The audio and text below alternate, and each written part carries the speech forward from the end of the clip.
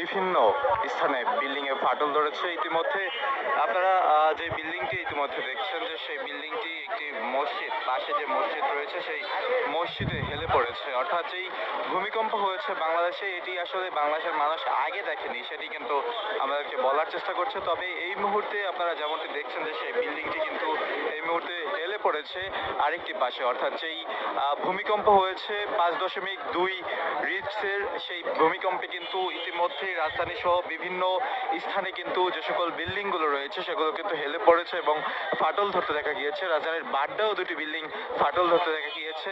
এখন আপনারা যে বিল্ডিংটি দেখছেন সেটি কিন্তু আরেকটি বিল্ডিং এর উপরে হেলে পড়েছে, এমন চিত্র আপনারা দেখছেন। কিছুক্ষণ আগেই রাজধানী সহ সারা দেশে যে ভূমিকম্প হয়েছে সেই ভূমিকম্পতে পুরো ভূমিকম্পতে কিন্তু সম্পূর্ণ বাংলাদেশ কেঁপেছে। তার ইতিমধ্যে যে পরিস্থিতি সেটি কিন্তু আপনারা দেখছেন। সেখানে যে সেই ভূমিকম্পে কিন্তু যেই বিল্ডিংটি রয়েছে সেই বিল্ডিংটি কিন্তু আরেকটি ভবনের উপরে হেলে পড়ে।